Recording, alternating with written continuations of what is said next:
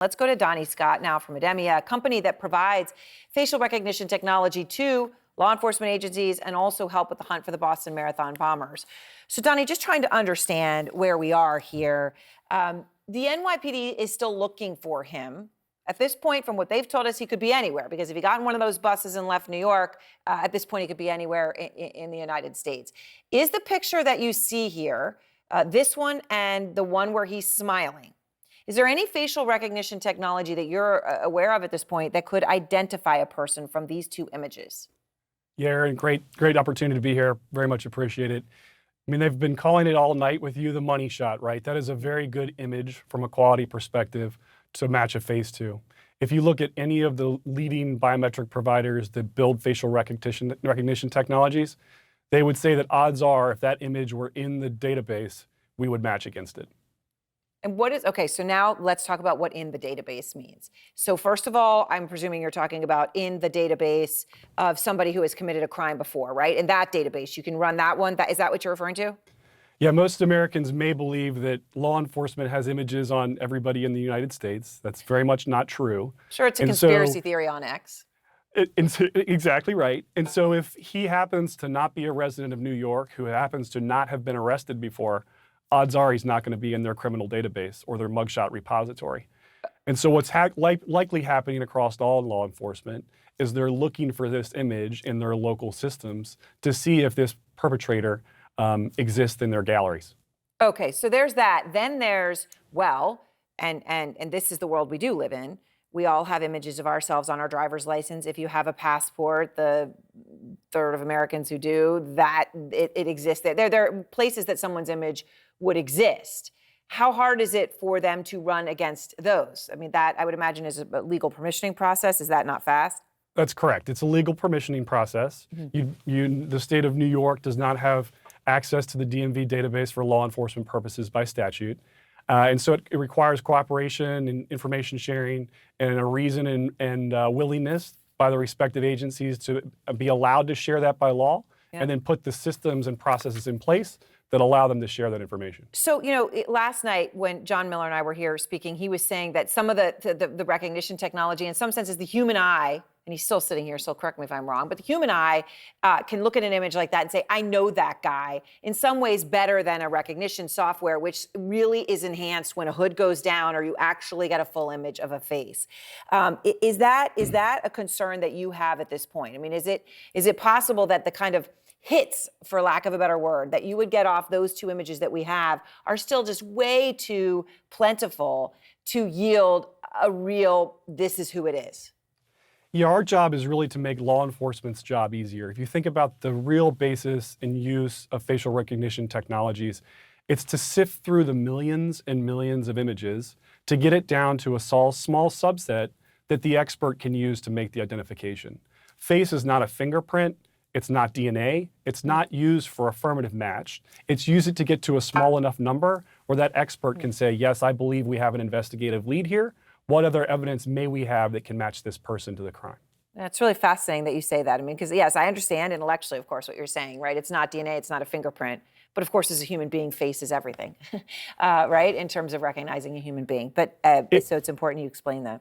Yeah, it absolutely is. And the other use in this case, which many of your experts have talked about, is if we don't know who that person is, how can we track them across the various streams of video that come in from the public?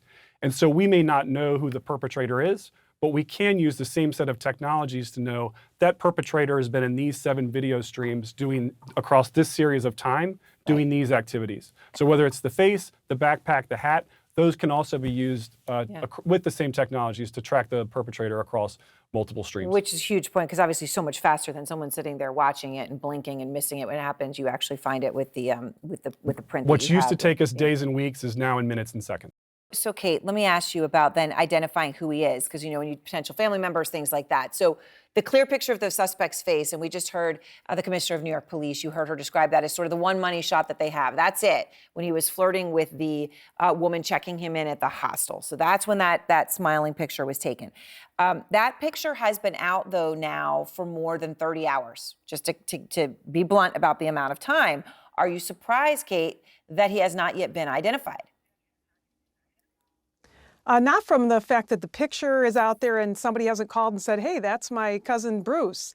Because I think that it's easy for us sometimes in law enforcement or even in the media to think everybody's seeing everything all the time. But, you know, if you're at home taking care of, a sick kid, or you're taking care of your Nana who's in hospice, and, you know, you're on vacation, you're out of the country, you're not going to see it. It's good. It takes time to get a picture out and really feel like you saturated the country with it. So I think that there's still some time to go. And I do think that it's a picture that the pictures that should be shared, they're fantastic pictures when it comes to law enforcement having to be able to have a great opportunity for a photo. I mean, we've arrested bank robbers. We've arrested plenty of people with less than that in pictures. Those are great pictures to be able to put out. So, Ed, just to this question of knowing, I mean, right now the New York police are saying they don't know his name. That's what they're telling us. How long was it before you knew the Boston bomber? I mean, I guess, how long did it take you to find out their names? But then also, how long from when you knew their names did you actually admit to the public that you knew their names? Right. So we had a good photo of them, but it took a good 12 hours before anyone was able to identify them. And frankly, no one identified them and cooperated with the police through the photos alone. Their positive ID came from fingerprints after the shootout. So what happened was they had friends who recognized them, but actually tried to cover their tracks and destroyed evidence and things like that. Those people were prosecuted. So there may be people that recognize them, but that doesn't necessarily mean that they're going to call the police right away. David, when we talk about that George Washington Bridge bus terminal, 1,000 buses a day out of Upper Manhattan going out, and obviously, now that would have been days since he's gone, so he could be anywhere. But you think it's possible that the NYPD is telling the world that he's out of the city, which they are. They're saying they saw him go in, they didn't see him come out, so they presume he left. That's how they're putting it. But you think, in fact, he may still be in New York City, and in fact, they may think that themselves. Tell me how that's how you get there. Well, you know what? You don't always want to, lay out your cards. You could put this out as disinformation, trying to lay aside people's fears or people who might know this individual, that he's out of the city. We don't know directly. We believe he is. To put it out there isn't wrong to do, but this also can, in fact, work for the police, because even though you're saying that, doesn't necessarily mean you may believe that.